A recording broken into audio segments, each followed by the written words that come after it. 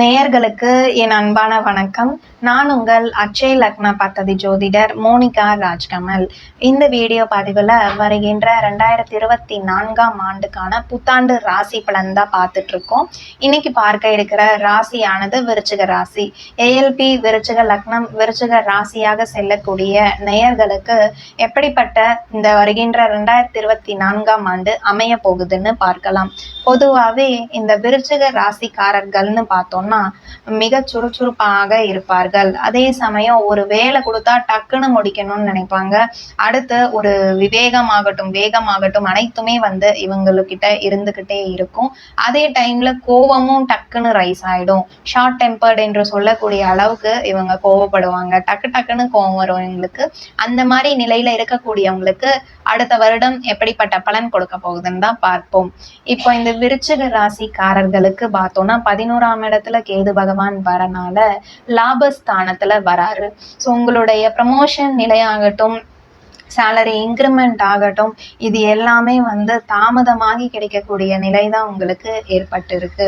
அடுத்து உங்களோட ராசியில புதன் சுக்கிரன் சேர்க்கை அப்படிங்கிறது உருவாயிருக்கு. இந்த புதன் சுக்கிரன் சேர்க்கை பார்த்தோம்னா விரயஸ்தானாதிபதியான சுக்கிரன் உங்களோட ராசிக்கு வரனால புதன் பகவான் அப்படின்னு பார்த்தோம்னா அஷ்டமாதிபதி. ஸோ இதனால என்ன நடக்கும்னா திடீர்னு செலவுகள் உங்களுக்கு ஏற்படும். குடும்பத்துல குழந்தைங்க இருந்தாங்கன்னா அவங்களுடைய படிப்பு செலவுக்காக உயர்கல்வி சம்பந்தப்பட்ட செலவு, இந்த மாதிரி திடீர்னு ஒரு செலவுகள் உங்களுடைய ஃபேமிலியிலேயே ஆகும். அடுத்து வருமான ஸ்தான இடத்துல சூரியன் செவ்வாய் சேர்க்கை ஏற்பட்டு இருக்கு. கவர்மெண்ட் சம்பந்தப்பட்ட விஷயத்துல வருமானம் ஈட்டுறீங்க. அல்ல ஸ்டேட் கவர்மெண்ட் ஆகட்டும் சென்ட்ரல் ஆகட்டும் இரண்டுமே எடுத்துக்கோங்க. நல்ல ஒரு மாற்றம் உங்களுக்கு வேலை விஷயத்துல ஏற்படும்.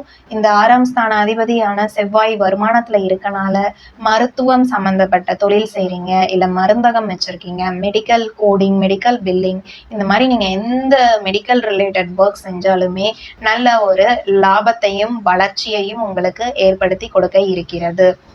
அடுத்து உங்களுடைய ராசிக்கு 4ஆம் ஸ்தானத்துல சனி பகவான் இருக்காரு. இதனால என்ன நடக்கும்னா உங்களுக்கு வாழ்க்கையில இது நாள் வரைக்கும் இருந்து வந்த மன சோர்வுகள் ஆகட்டும், மன பிரச்சனைகள் எல்லாமே தீரப்போகுது.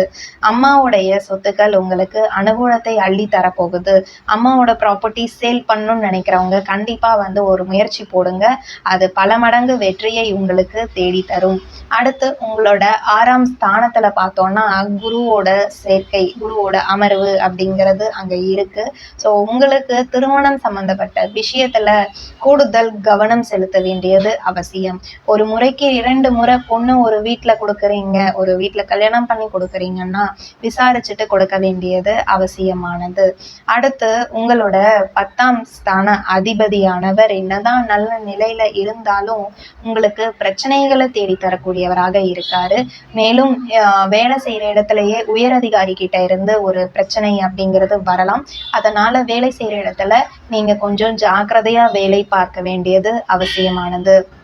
உடல் நிலையிலையும் எலும்பு, ஜாயிண்ட் பெயின், மசில், மூட்டு வலி சம்பந்தப்பட்டது இந்த மாதிரியும் வரத்துக்கு வாய்ப்புகள் இருக்கு.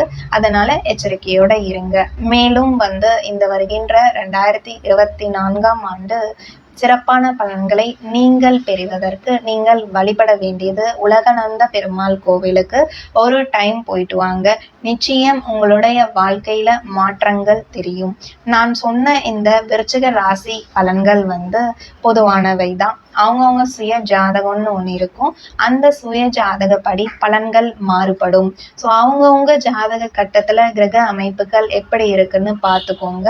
உங்களுக்கு ஏஎல்பி முறையில ஜாதகம் பார்க்கணும்னு நினைச்சீங்கன்னா ஸ்கிரீன்ல ஸ்க்ரோல் ஆயிட்டு இருக்கிற என்னுடைய கான்டாக்ட் நம்பரை தொடர்பு கொண்டு தகுந்த கட்டணம் செலுத்திவிட்டு அப்பாயின்மெண்ட் வாங்கிட்டு ஜாதகம் பார்த்து கொள்ளலாம்.